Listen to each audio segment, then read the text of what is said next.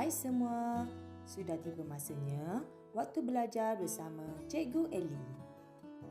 Tapi sebelum kita mulakan, mari kita semua berkenalan terlebih dahulu. Saya Cikgu Ellie.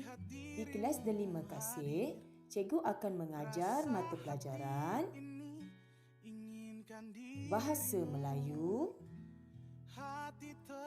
Pendidikan Muzik dan Pendidikan Seni Visual. Mari kita berkenalan dengan rakan sekelas kamu. Ini ialah Muhammad Syami Nufail bin Muhammad Syahrul. Kawan-kawan boleh panggil dia Syahmi. Syahmi dilahirkan pada 17 September tahun 2008. Bergaya kan?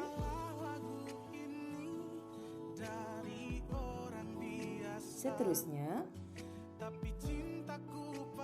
Muhammad Rafiki bin Rashidi. Kawan-kawan boleh panggil dia Piki. Piki dilahirkan pada 10 Oktober tahun 2010. Hai semua.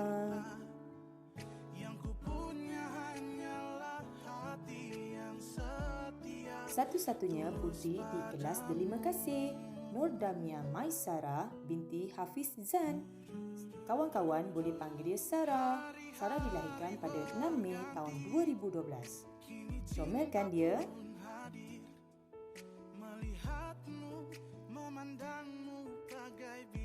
Ini pula Muhammad Haziq Hakimi bin Zanizan. Kawan-kawan boleh panggil dia Haziq. Haziq dilahirkan pada 28 Januari tahun 2012. Senyum.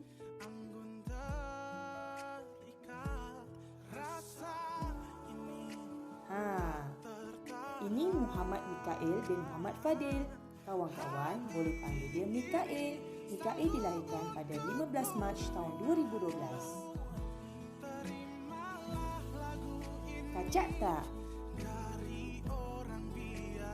Ini pula Zulhairi Azrin bin Ali Jasmine.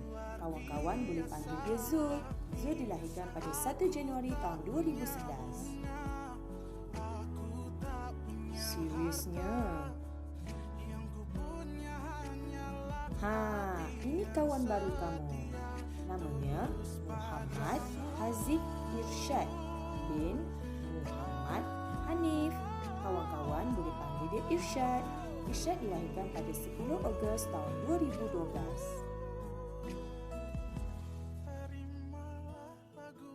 Hai kawan-kawan. Salam perkenalan semua.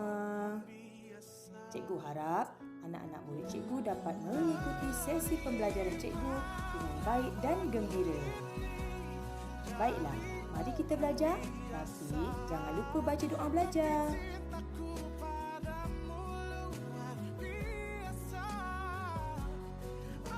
Jom